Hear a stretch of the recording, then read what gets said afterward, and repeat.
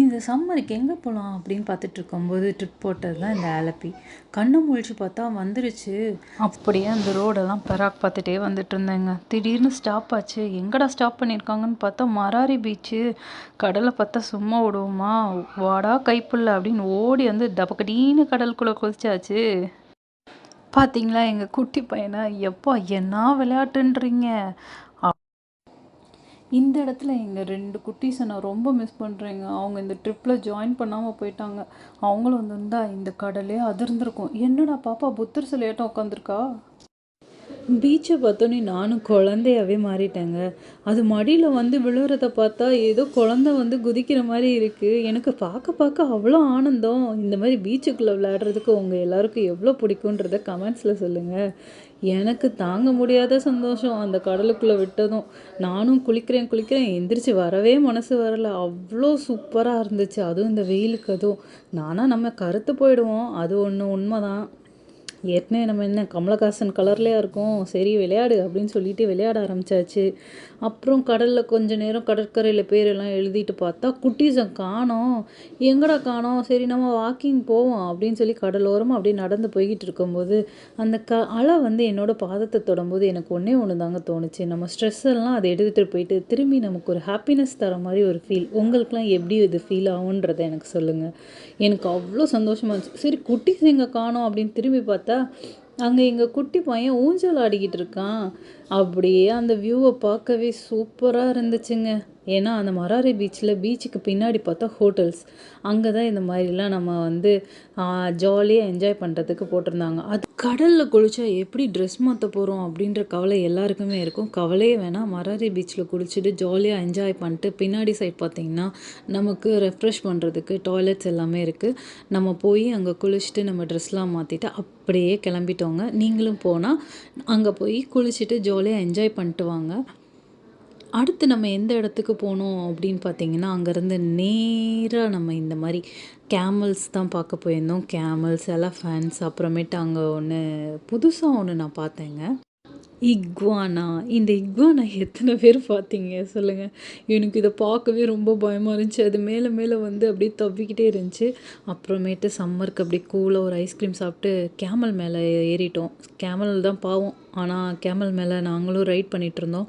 அந்த அண்ணா எங்களுக்காக 2 டைம்ஸ் சுற்றி காமிச்சிட்டாங்க. நல்லா ஜாலியாக நாங்கள் எங்கள் குட்டி பையன்லாம் போயிட்டு ஜாலியாக என்ஜாய் பண்ணிட்டு அப்படியே இறங்கி வந்தாச்சு. அப்புறமேட்டு கேமலுக்கு அங்கேருந்து புல்லெல்லாம் எடுத்து ஃபீட் பண்ணிவிட்டு அது கூடயே நின்று ஒரு போஸ் கொடுத்துட்டு இந்த கேமல் ரைடுக்கு 250 சார்ஜ் பண்ணாங்கங்க. ரொம்ப சூப்பராக இருந்துச்சு. அதே மாதிரி இக்வானாவையும் நம்ம வந்து கையில் எடுத்துக்கணுன்னா அதுக்கு 100 ருபீஸ் பே பண்ணணுமா. அங்கேருந்து நேராக ஒரு ஃபிஷ் மார்க்கெட் தான் போனோம். அங்கே போயிட்டு ஃப்ரான்ஸ் இதெல்லாம் போயிட்டு ஆலப்புழாக்கே சிம்ம சொப்பனமாக இருக்கிற போட் ஹவுஸ் தாங்க போயிருக்கோம். அங்கே போனோன்னே நமக்கு ஒரு ரெஃப்ரெஷிங் ட்ரிங்க் கொடுத்தாங்க. அதை குடிச்சிட்டு அப்படியே போட் ஹவுஸ் எப்படி இருக்குன்றத வீடியோ எடுத்துடலாமேன்னு எடுத்தாச்சு. என்ட்ரன்ஸில் போனோன்னே கீழே வந்து ஒரு சீட்டிங் ஏரியா கொடுத்துருந்தாங்க. அதில் கண்டிப்பாக ஒரு 10 பேர் நீங்கள் தாராளமாக 12 பேர் உட்காரலாம். உள்ளே போனோன்னே நாங்கள் எடுத்தது மேலே இருக்க ரூம் தான் எடுத்திருந்தோம். ஆனால் கீழே இருக்க ரூமே உங்களுக்கு காட்டிடலாமேன்னு ஒரு ரூம் மட்டும் எடுத்தோம். அதே மாதிரி தான் எல்லா ரூமுமே இருக்கும். படுத்துகிட்டே நீங்கள் வியூ பார்த்துட்டே வரலாம்.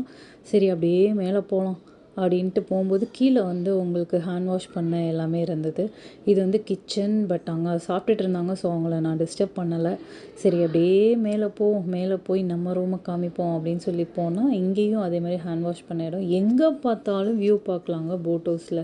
அதுதான் இங்கே ரொம்ப பிடிச்ச ஒரு விஷயமே.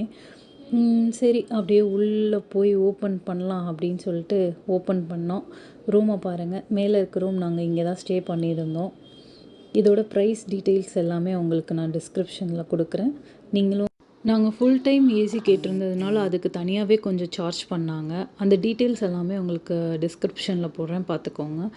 இது வந்து நம்ம எல்லாருமே டைனிங் தான், உட்காந்து சாப்பிட்டுக்கலாம். தனித்தனியாக எத்தனை ஃபேமிலி வரோமோ அத்தனை ஃபேமிலியாக தனித்தனியாக உட்காந்து சாப்பிட்டுக்கலாம். இப்போ தான் முக்கியமான நம்ம ஒரு ஹீரோவை பார்க்க போகிறோங்க. என்னன்னு பார்க்குறீங்களா? சீட்டிங் ஏரியா தான். மேலே அப்படியே உட்காந்துட்டு வியூஸ் பார்த்துட்டே போக எவ்வளோ சூப்பராக இருந்துச்சு தெரியுமா? இதுதான் இந்த போட் ஹவுஸோட ஹீரோனே நான் சொல்லுவேன். அங்கே உட்காந்துட்டு அப்படியே வேடிக்கை பார்த்துட்டே இருந்தோம். அங்கே பார்த்தா பருந்துலாம் பறந்துட்டு இருந்துச்சு. பார்க்கவே அழகா இருந்துச்சு. என்னடா இது இப்படி சுத்திட்டு இருக்கு பக்கத்துலயே அப்படின்னு பார்த்துட்டு இருந்தோம். அப்புறம் சாப்பிட கூப்பிட்டாங்க. சரின்னு என்ன லஞ்ச் வச்சுருக்காங்க அப்படின்னு பார்த்தோம். அங்கே சப்பாத்தி இருந்துச்சு, சாம்பார், அதுக்கப்புறம் சப்பாத்திக்கு கிரேவி வச்சுருந்தாங்க. அப்புறமேட்டு நிறைய ஒரு 2 கூட்டு வச்சுருந்தாங்க. ஒன்று முட்டைகோஸ் கூட்டு, இன்னொன்று வந்து அது பேர் எனக்கு தெரிலங்க. ஓகேவா? நீங்களே எப்படியோ பார்த்துக்கோங்க. ஆனால் எல்லாமே டேஸ்ட்டாக இருந்துச்சு. அப்பளம், ஊறுகாய், அப்புறமேட்டு பாயாசம் எல்லாமே இருந்துச்சு. தோரன் அப்படின்னு சொல்கிறாங்க. அந்த முட்டைகோஸில் பண்ணது தோரன் அப்படின்னு சொன்னாங்க. பாயாசம் எல்லாமே சூப்பராக இருந்துச்சு. அப்படியே என்னோடய பிளேட்டில் வச்சுட்டு வரும்போது என் அப்பளம் தான் பறந்துருச்சு. ஓகே, நல்லா சாப்பிட்டுட்டு அப்படியே அந்த சீட்டிங் ஏரியாவில் படுத்து நாங்கள் எங்கள் குட்டீஸ்லாம் நல்லா என்ஜாய் பண்ணிட்டுருந்தோம். அப்படியே வேடிக்கை பார்த்துட்டே வந்துட்டுருந்தோம். அங்கே நம்மள மாதிரி வந்து நிறைய போட்ஸ் போயிட்டுருந்துச்சு. அந்த ஓரத்தில் அங்கே இருக்க ஃபேமிலி மெம்பர்ஸ் எல்லாருமே என்னென்ன பண்ணிகிட்ருக்காங்க அப்படின்றத பார்த்துக்கிட்டே போய்கிட்டு இருந்தோம். திடீர்னு ஒரு இடத்துல ஸ்டாப் ஆச்சு. பார்த்தா அங்கே எல்லா போட்டுமே இருக்குங்க. இது என்ன இடம்டா அப்படின்னு பார்த்துட்டு இருந்தோம். அப்படியே சுற்றி சுற்றி பார்த்தா நம்மள மாதிரி இருக்க எல்லா போட்ஸுமே இருந்துச்சு. பார்க்கவே அவ்வளோ அழகாக இருந்துச்சு. சரி, அங்கே ஒரு இடத்துல நிப்பாட்டினாங்க. அங்கே கிராப் எல்லாமே ஃப்ரெஷ்ஷாக கிடைக்கும்னு. அங்கே பாருங்கள் கிராப் எப்படி நடந்து வந்துட்டுருக்குன்னு. அதை பார்க்கவே பயங்கரமாக இருந்துச்சு. அப்புறம் ப்ரான்ஸ் எல்லாமே இருந்துச்சு. இது எப்படி இருக்கும் அப்படின்னு கேட்டதுக்கு அவர் வந்து சமைக்கிறவங்கள பொறுத்து தான் அதோட டேஸ்ட் இருக்கும் அப்படின்னு சொல்லிட்டாரு. சரி, அப்படியே அங்கே ஒரு ஸ்பீட் போட் எடுத்து போயிட்டு வரலாம் அப்படின்னு ஒரு ஆசையாக இருந்துச்சு. குட்டீஸ் எல்லாருமே கிளம்பியாச்சு. ஹாய் சொல்கிறாங்க குட்டீஸ்லாம். நாங்களும் அப்படியே பயங்கர என்ஜாய்மெண்ட் செம்மையாக இருந்துச்சு. அவ்வளோ ஸ்பீட் போட்டில் ஃபாஸ்ட்டாக போகும்போது செம்ம த்ரில்லிங்காக இருந்துச்சு. நானுமே என்ஜாய் பண்ணேன். குட்டீஸுமே எல்லாருமே என்ஜாய் பண்ணாங்க. செம்மையாக இருந்துச்சு.